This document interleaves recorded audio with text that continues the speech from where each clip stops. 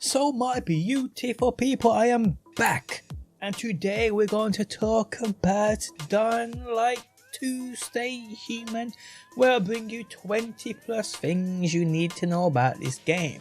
So let's go.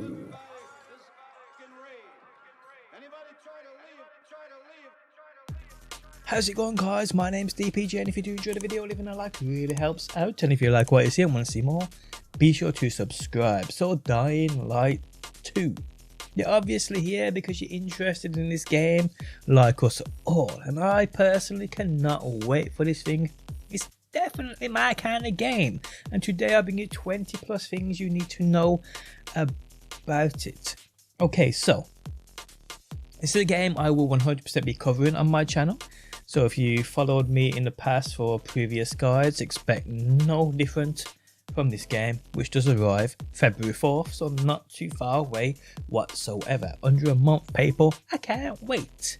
Okay, so let's get into the details. Okay, so the main story takes place 15 years after the original. So 15 whole years has passed by, people. And oh shit, has got even crazier. Now, Techland have said that the game will take 500 hours to fully complete. That's the main story and the side missions. I mean, 500 hours? That's a little optimistic in my opinion. I've seen a few other official sources state that the main campaign is around 20 hours long, depending on choices you make. And the side missions will be probably plus another 60 hours, so 80 in total, which is a little more realistic, but still incredible people. So the character we will be playing with in the game is a guy called LDon Coldwell. Pretty cool, and he looks like a utter badass. Now, the city and the explorable area within Dying Light 2 is said to be 4 times bigger than the first, and the first one I remember being not too small, if I'm honest. So this one's going to be utterly massive, and we do know, as usual, there's multiple layers to this. You can go underground, them zombie nests, you can, obviously we got the parkour, you can like loot and scout buildings, find those materials, this, that and the other. So yeah, it's going to be a pretty big place to discover, that's for sure. Now, we know within the city, most people that are left have moved to the rooftops, which is a smart move when Ground Zero is basically infested with zombies, especially at night. Ah, craziness. So this leads me to believe, and we actually know this through confirmation from Techland, that the parkour system is way more sophisticated in this game, with thousands of new animations, new gadgets, zip lines, you name it, people, it's all here. Grapple hooks, parachutes, it seems, paragliders maybe. We saw a guy in the trailer, I think he's paragliding. It could be a parachute, you can't really see it, but my man's flying somewhere. He's using rooftop air vents to make him fly up higher, which looks pretty cool. So we know the parkour system and the way you can traverse this city is going to be way more sophisticated than it was in Dying Light 1, which I cannot wait for. Now, within the city there are 3 main factions.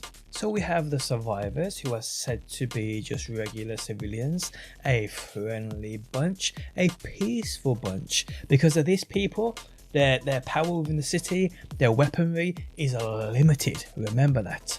We then have the peacekeepers, who are like a military group. These believe in keeping that law and order, and because of this, guys, you know they are backed by a ton of firepower. And then we have the renegades, who are basically a group of savages, ex-convicts, bandits, looters, my kind of people. Well, who are you choosing, people? We have the survivors, the peacekeepers, and the renegade.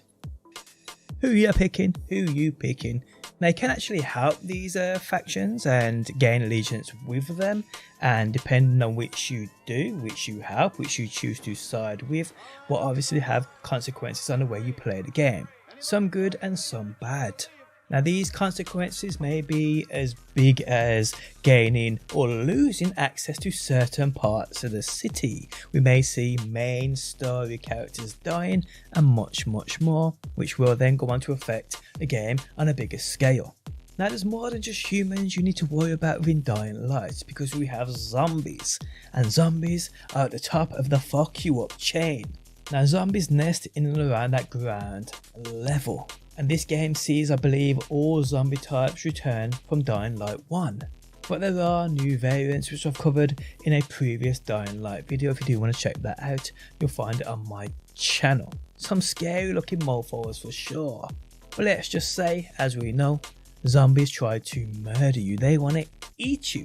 So you can either run and get the heck out of there, or you can stay and fight like a boss. Now Dying Light 2 will include skill trees. And from what we know of so far, what we've seen within a few gameplay trailers and sneak previews, I think there's two sections to skill trees. We have the combat section and we have the parkour section.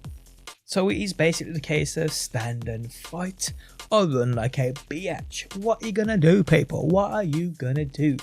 Now when it comes to combat within a game, if you do decide to stand and fight, it's said there are over 200 weapons within the game, which you can combine, creating some epic shiz. Now guns are in the game, but are seemingly scarce and pretty rare, which isn't a bad thing in my opinion. Weapon degrading will return, so you have to keep in mind that weapon repair cost, and you don't want that weapon breaking in the middle of a battle because you will be in serious trouble. So it's something you have to keep an eye out on. Now this is a system I know a lot of people ain't too keen on, a lot of people ain't a fan of, but I think Dying Light didn't do a bad job in Dying Light 1. I think they'll probably get the system done better in Dying Light 2. But we will see, people, we will see. But it's definitely one where some people just ain't sure about it. But I don't mind it honestly, as long as it's implemented right, and it seems as though it may just be that case. Okay, so to end, Techland have confirmed this game will receive 5 years worth of updates. We know there's 2 DLCs already, but they plan on keeping the game good for 5 years. I mean, they did the same with the first game. I mean, Dying Light still a pretty popular game. Techland know their shit and will keep on top of things. You mark my words. Now the game will support co-op, but at launch there's no cross-play or cross-gen as far as I'm aware. So if you're playing on an Xbox Series X and your friend's playing on an Xbox One X, you can't play together. If you're playing on an Xbox and your friend's playing on a PlayStation or PC, you can't play together at launch. Well, I think it's something they're definitely looking to incorporate into the game at a future date. So we will see, people, we will see. And there we have it. We have come to the end of the video. If you guys enjoyed it, leaving a like really helps out. If you're new around here and want to see more Dying Light, because it's a game I'm definitely covering on my channel, be sure to subscribe, and hopefully, people, I will see you on that next.